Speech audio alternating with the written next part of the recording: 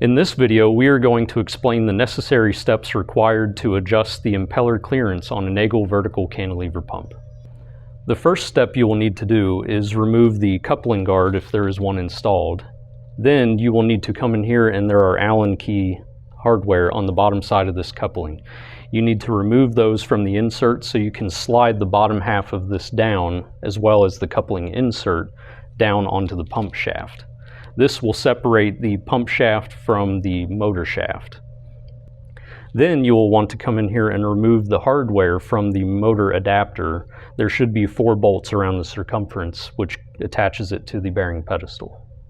Now that the motor and the motor adapter are removed from the pump, we can proceed with loosening the hardware that holds the thrust housing in place on the bearing pedestal. Now that the thrust housing hardware is removed and out of the way, we can proceed with adjusting the thrust housing to raise and lower the impeller. You can reference the tag that is located on the front of the pump to help guide you in which direction raises or in which direction lowers it. The thrust housing has left-hand threads, so turning it to the left or counterclockwise actually lowers the impeller. Turning it to the right raises the impeller. Nagle pumps come with the impeller set to the middle of the casing. Reasons as to why you might need to adjust the impeller is if you performed routine maintenance, you replaced components of the pump such as the impeller or the suction plate, or if you have removed the pump shaft from the bearing housing to replace bearings and now you are at the reassembly phase.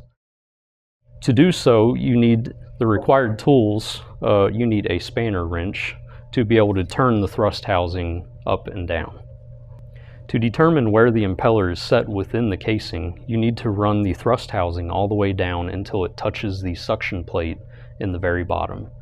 Then you need to take a permanent marker and make a mark from the thrust housing to the bearing pedestal. This will be your indicating spot for the next step. Now that the thrust housing is run all the way down and the impeller is touching the suction plate, we have made our indicating mark from the thrust housing to the bearing pedestal. Now we need to run the thrust housing all the way up. While doing that, we need to count the rotations as this mark passes the other one. There's 2 rotations. It looks like we have just over 2 full rotations to get the impeller all the way to the top of the casing.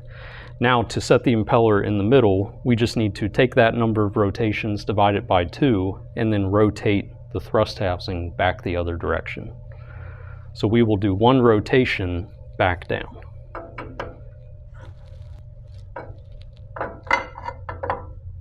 Now that the impeller is set within the middle of the casing, you need to tighten down the thrust housing lock bolts so that this secures its position on the pump. You may find that these lock bolts don't land within one of the locking tab positions, so you may need to make a minor adjustment either counterclockwise or clockwise so that it fits within the bearing pedestal.